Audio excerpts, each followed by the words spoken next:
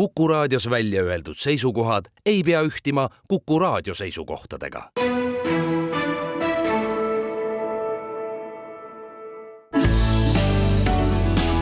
Keskpäevatund.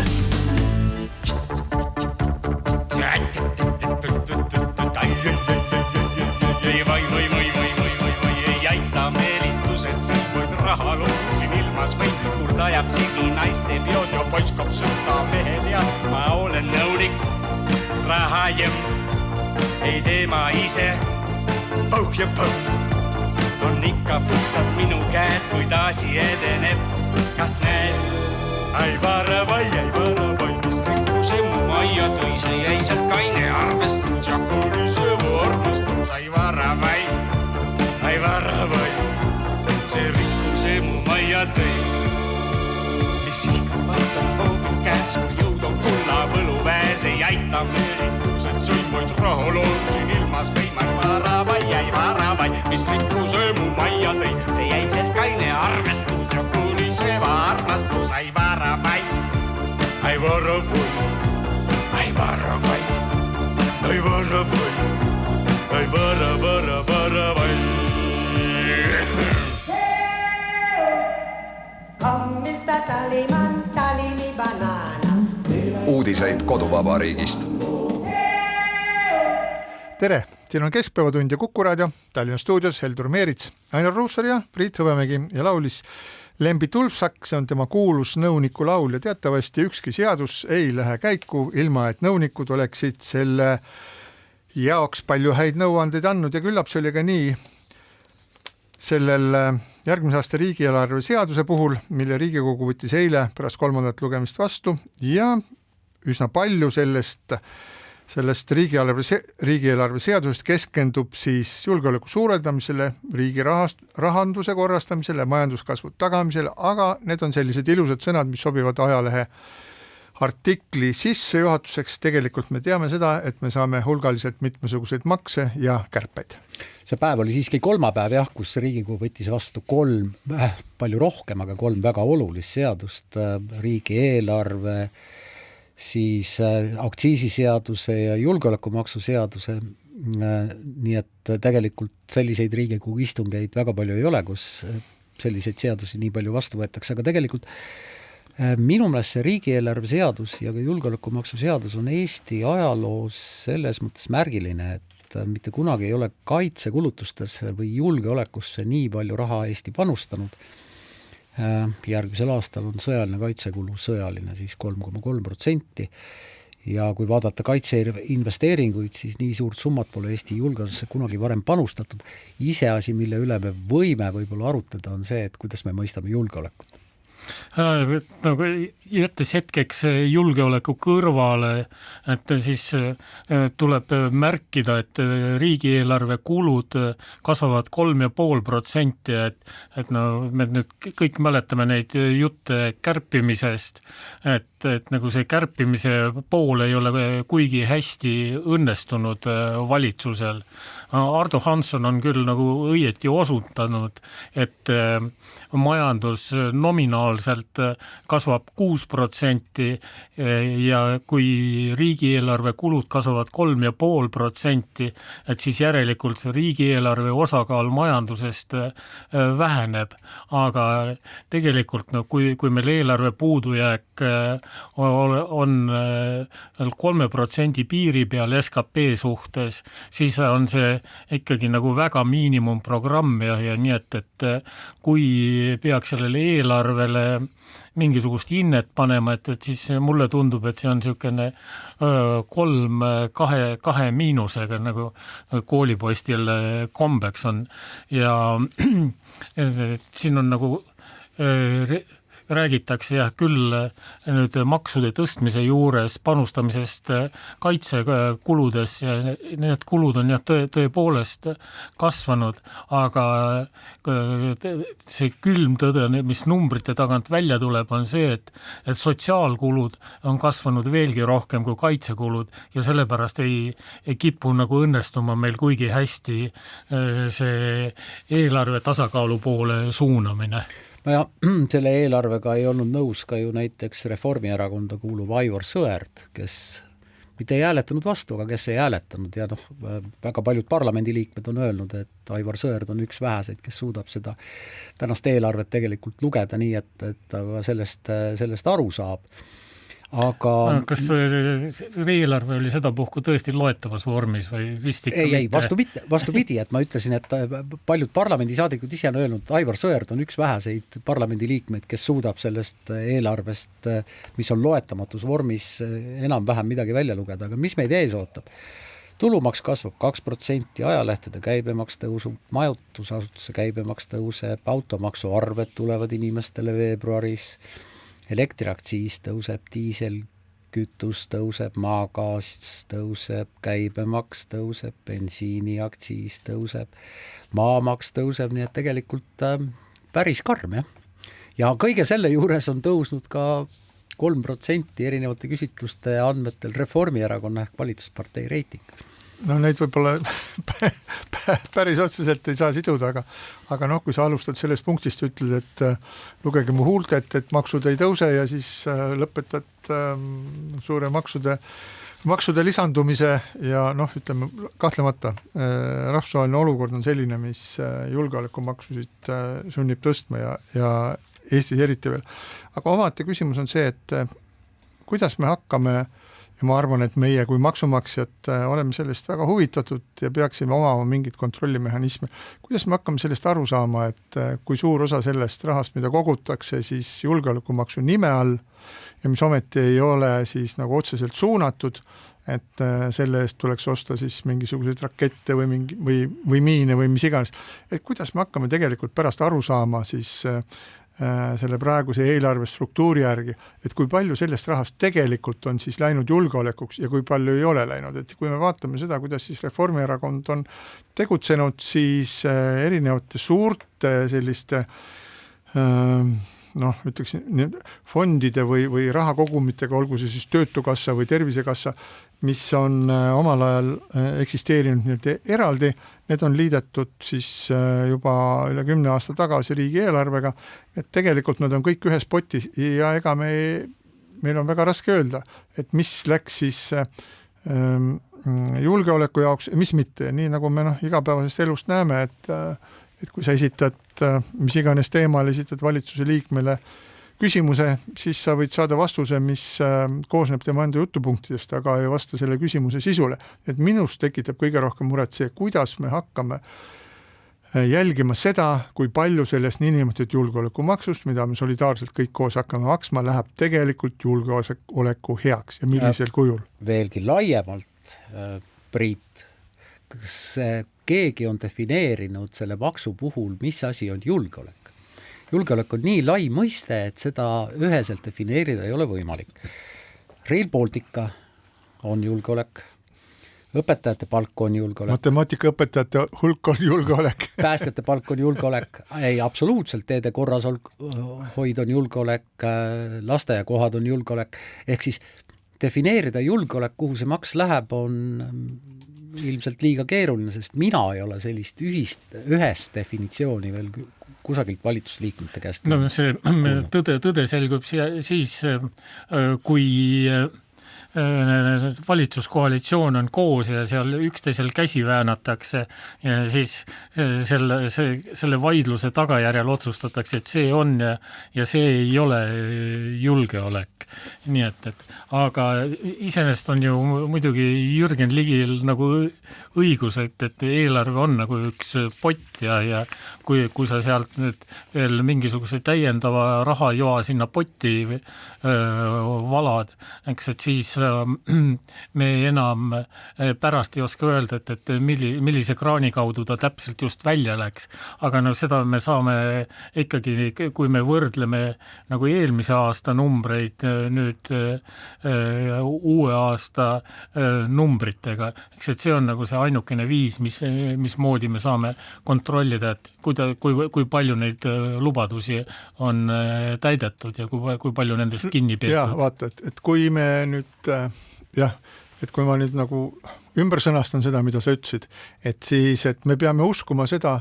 mida meile räägitakse, sellepärast, et me ei saa seda tegelikult kontrollida, kuna see riigieelarve struktuur ei võimalda meil täpselt kontrollida ridade kaupa ja suur osa sellest võib olla ka mitte avalik informatsioon, mis puudutab mingisugust relvatarned ja nii edasi ja need omakorda seal, ma ei tea, 3, 4, 5 aasta peale. Ehk et me ei saagi väga täpselt teada. Järelikult me peame kedagi usaldama, kes ütleb meile, et see nii on. Nüüd, kui me vaatame siis institutsioonide usaldusväärsuse neid uuringuid, siis isegi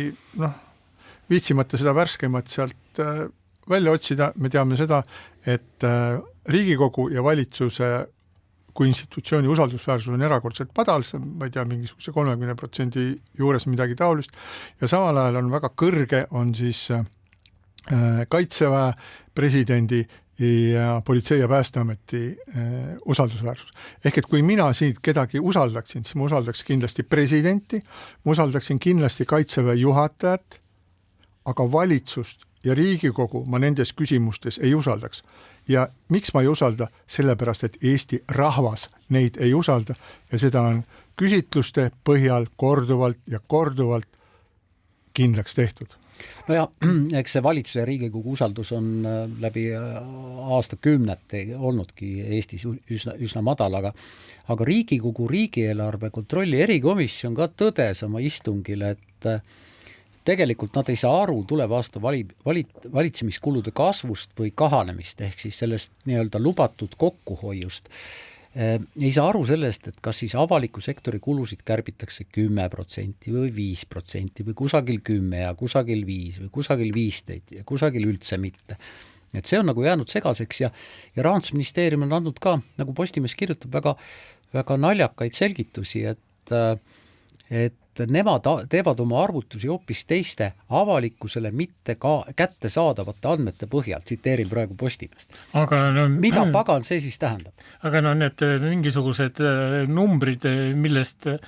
meiegi oleme rääkinud, et need ongi pärit just Rahandusministeeriumist, kus ametnikud on oma nendest failidest mingid summad kokku võtnud ja siis tulemusteni jõudnud, aga seal on nüüd muidugi see mure, et nad teevad seda vastuseks kellegi küsimustele ja need küsimused tavaliselt on nagu alati mingisuguse nüansiga, nii et kõik need numbrid ei pruugi tõepoolest olla üksteisega võrreldavad. Aga kõik seadused ei lähe sugugi ludinal läbi ja kõiki, isegi siis, kui need püütakse lükata, kliimakindla majanduse seaduseelnõu läheb sellise raginaga, nagu oleks mitte liiva, vaid kivitükke visatud suure masinavärgi rataste vahele ja juba mitmendat korda on siis kliimakindel minister Yoko Alender loobunud minemas siis korruptsiooni erikomisjoni vastamaks siis küsimustele, et mis puudutavad seda seadust. Et ma lihtsalt lugedes ajakirjandust, ma olen 2 asja silma torganud. Üks on see teema, mis on kerkinud esile, kus räägitakse üha rohkem sellest, et Euroopa Liidu poolt ja Eesti poolt vastu võetavad kliimaeesmärgid ja sellele juhtis tähelepanu siis ka õiguskantsler Ülle Madise, ei pruugi olla üldse täidetavad. Aga parlament põhimõtteliselt siis Eestis peaks vastu võtma sellise nagu positsiooni, olema juba ette valmis Euroopa Liidu eesmärkidega, enne kui need on kindlaks määratud, siis ütleme niimoodi arvuliselt. Teine asi on see, et rohkem räägitakse sellest, et puuduvad vajalikud tehnoloogiad selleks, et teatud eesmärke saavutada. Ja kui nüüd vaadata siis noore reformierakonnalase Hanna Lahe intervjuud, mille ta andis Postimehes ja kui temalt küsiti, et kuidas nende tehnoloogiatega siis on, et kas neid on olemas või ei ole, siis ta ütles, et asi on pigem poliitilises tahtes. Ja umbes samasuguse keerutusega vastas ka Yoko Alender kliimakindla majanduse seaduse eelnõust rääkides, et me räägime praegu nendest tehnoloogiatest, mis meil on olemas. Ehk et kui nendel ka ettevõtjatel ja nendel, kes peaksid nagu siis hakkama selles kontekstis tegutsema ja mahtuma teatud raamidesse, on mure sellepärast, et selliseid tehnoloogiaid meil ei ole, siis vastavad poliitikud sellele, et tegu on poliitilises tahtes ja see on umbes nagu banaani sirgeks ajamine või säästulampide peale surumine. See on see eelmise perioodi Euroopa Komisjoni selline, no mitte motiiv, vaid selline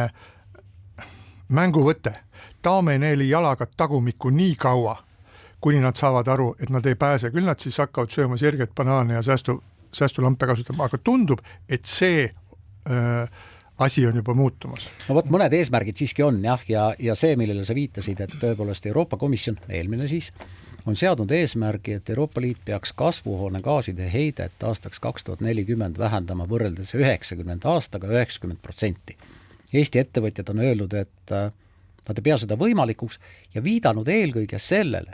et mingeid analüüse, kuidas selleni jõuda, tegelikult ei ole,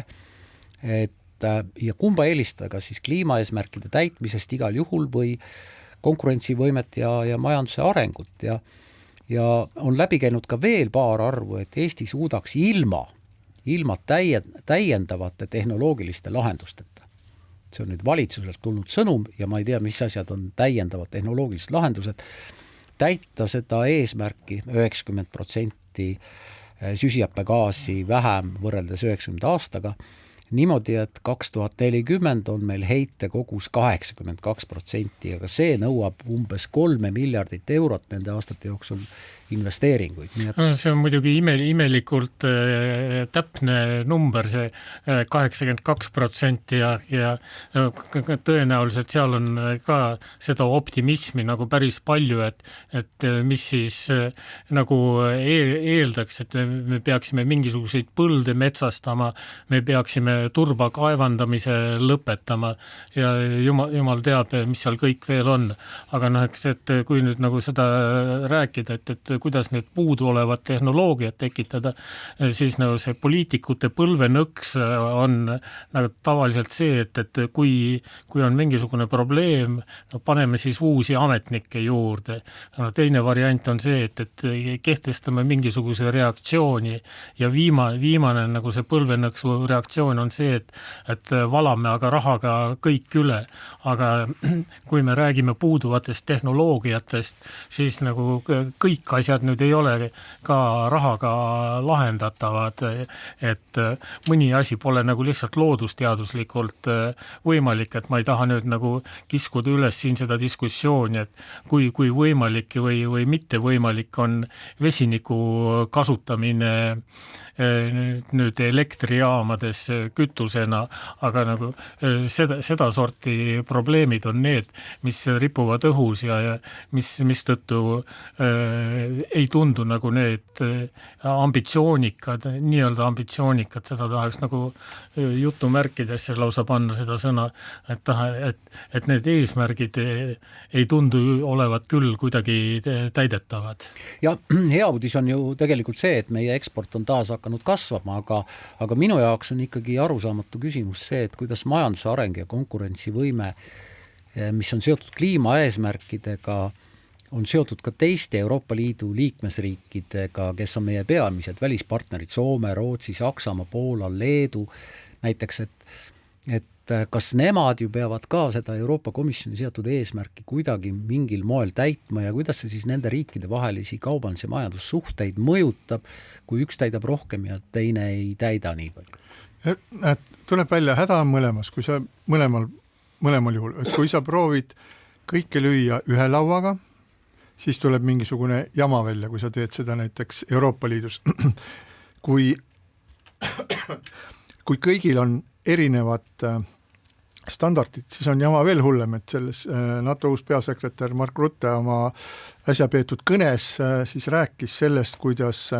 Euroopa Liidu erinevates riikides on erinevad nõuded siis kaitsetööstusele ja näiteks tõi ühe näite siis soomusautodest või soomukitest, et ühes riigis peab tagumine uks avanema vasakule, teises riigis peab tagumine uks avanema paremale ja kolmandas riigis peab tagumine uks avanema alla ja sellest ei tohi mingisugust erandit teha, et see on niimoodi ette nähtud. Ja samal ajal laseb siis Venemaal nagu mingisugune hullunud masin sünnitab neid soomukeid küsimata sellest, et kas uksed avanevad paremale või vasakule, et kuidas saab niimoodi sõdida. Et ma tahtsin tuua lihtsalt sellise näite, et ülereguleerimine on halb, aga tohutu siis standardite rohkus on ka väga halb, et kus kohas on see lahendus on mingisuguses kindlas hoomatavas sellises erinevate süsteemide hulgas nagu relvasüsteemides, et need 50 või 100 asemel 20 või midagi taolist, aga ma tahaks korraks tagasi tulla selle eelarve kärpe juurde, et see puudutas ka Eesti Rahvusringhäälingut ja Eesti Rahvusringhääling siis sai ka endale 5%-lise kärpe ja nüüd on Rahvusringhäälingu nõukogu siis kinnitanud selle kärbitud eelarve, see oli siis -5%, selle tulemusel töötajatest 10-13 inimest siis kaotab töö, muudetakse programmi mahtu, vähenevad kultuurisarjad,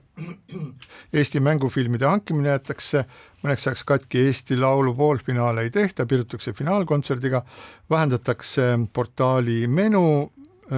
tööd, mis on väga õige, ja raadioprogrammides väheneb eelkõige muusika elamussaadete osakaal, Vikerraadios lõpetavad näiteks Kuuldu randevuu, Elamus, Elutoas ja Klassikaraadios kaob saade Lihtsalt nostalgia. Et see programmi muudatus nagu paneb mind nagu kõige rohkem imestama, et see saadete muutuse nimekirja võiks ju tegelikult lisada veel ka Raadio 2 õhtuse vööndi kaotamise ja ma küll näen, et pigem nagu need raadioprogrammid kipuvad liikuma sellises üheülbalisuse suunas ja nagu üritatakse tabada just seda keskmist maitset ja sellised üksikrühmadele suunatud saateid tundub, et jääb pigem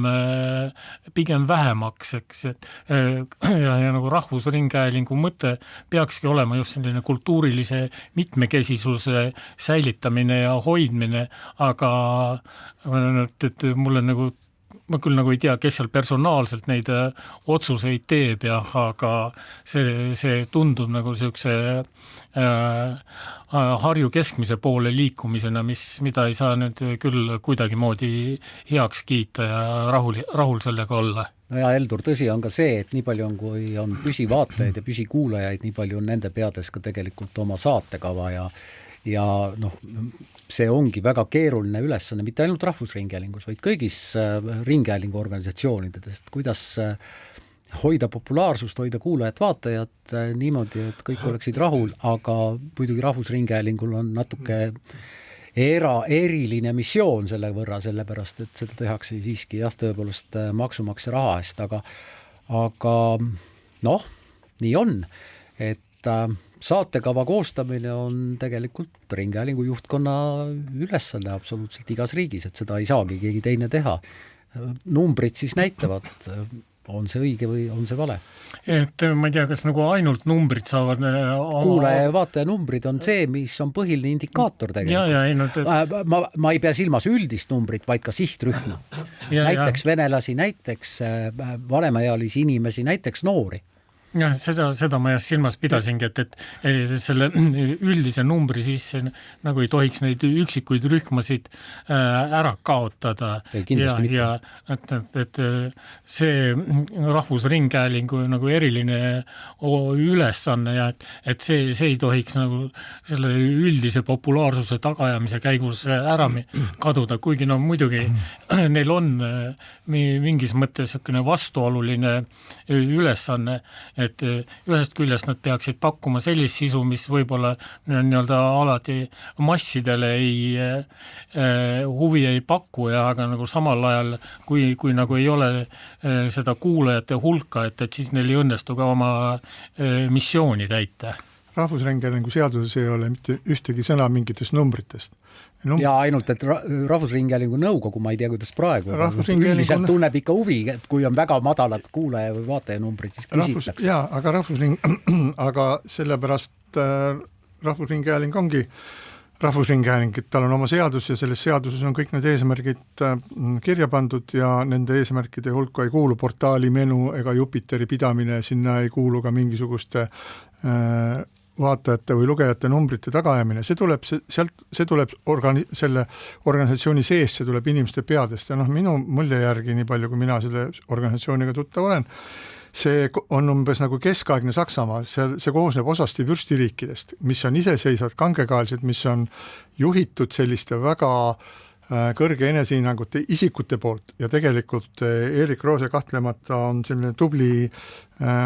ettevõtja vaimuga inimene, kes on ka palju erasektoris töötanud, aga tegelikult kogu seda mängu seal sees kontrollivad siiski need üksikud inimesed, kes kaitsevad siis nagu lõvi rinnaga seda oma piirkonda ja kui keegi julgeb sealt võtta aktuaalselt kaameralt midagi ära, siis järgmine päev saab kogu Eesti rahvas teada, et nüüd on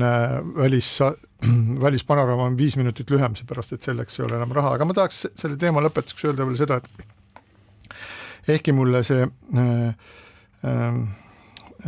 saade Kuldrandevuu, Helmar Lengi Kuldrandevuu, nagu ta armastab öelda, ei meeldi mitte üks raas ja see on uskumatult imal